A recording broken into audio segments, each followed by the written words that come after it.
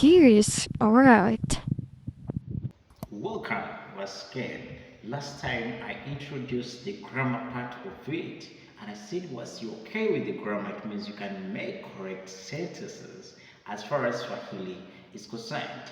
And we talked about the element of the classes of nouns. And now, whenever we are looking at the classes of nouns, please don't forget the five elements I talked about. That one is a noun, a pronoun, a possessive, a demonstrative, and lastly, you can also look at the adjective. So once you're okay with all those, that means you'll be making a correct sentence.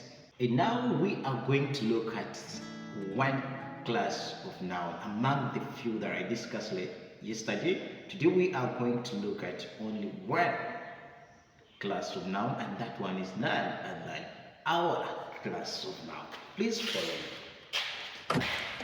Our class of noun. Gili ya our means the our class of noun. We have said that our class of noun, it consists of the following: animals, the names of animals, people,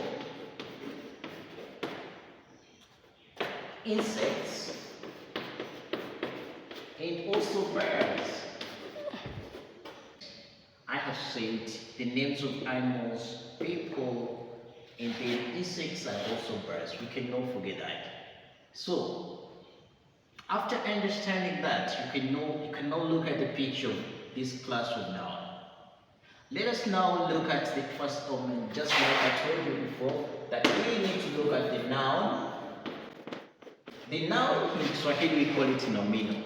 And I said each class of noun has its structure.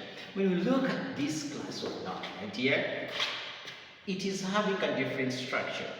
This one, they also still call it a more class of noun just because the structure starts with mu in singular and wa in plural. For example, we can look at some of the nouns here. We have in mutu, the plural is what. I have said the structure can start with M. This is mu in singular and then wa in plural.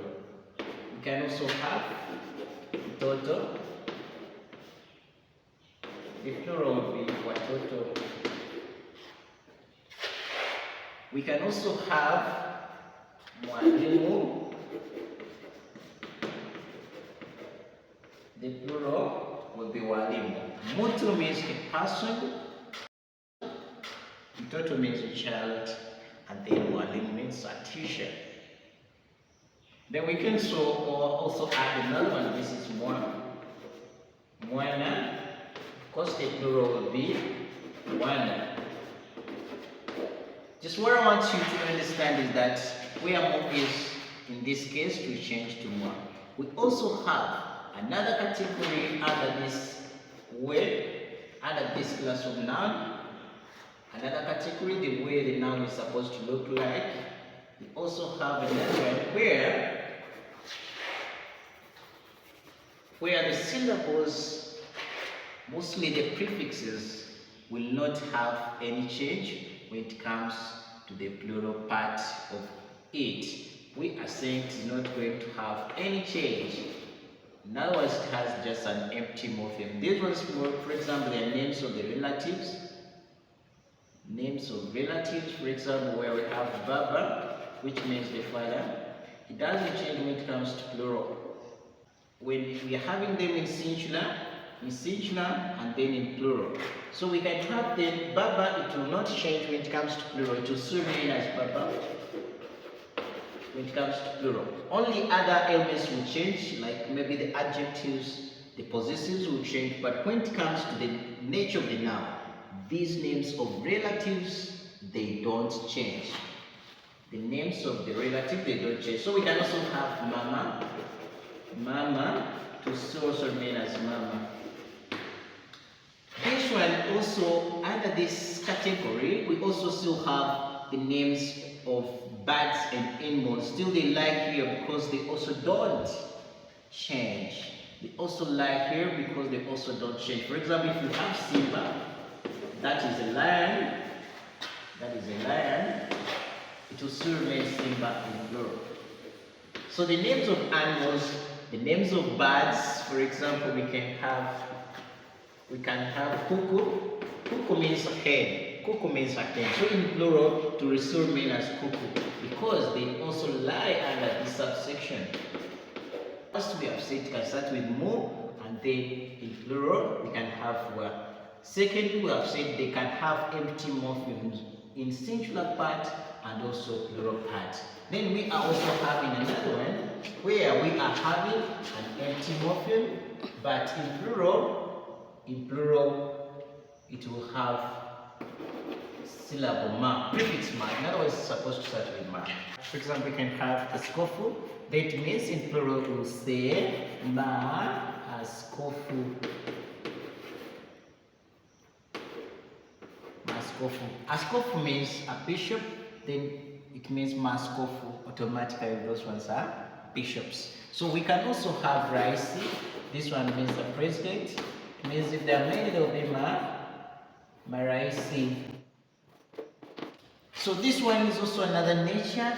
We can have seremala, maseremala. Seremala means a carpenter.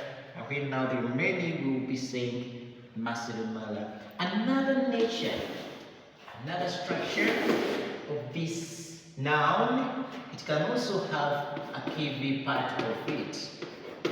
KV part of it. When it comes to the KV part of it, it means it deals with these names of people with disability. So it is dealing with people with disability. People who are having some disability, they lie here.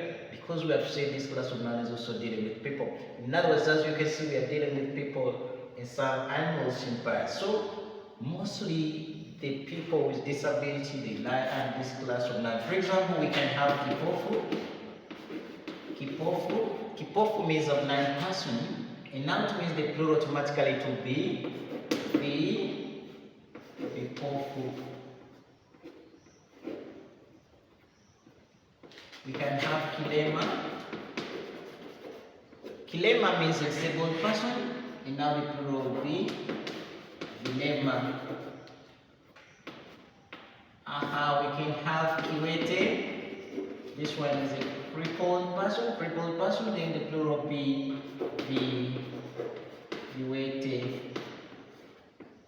We have kiziwi. Kiziwi. This one marks the end of the structure. We have said it can either start with more or they can have just an empty morpheme. There is no syllable that we put at the beginning, that's why they are empty morphemes. Or it can have empty morphemes on singular side, but when it comes to the plural side, it takes a syllable or a prefix ma.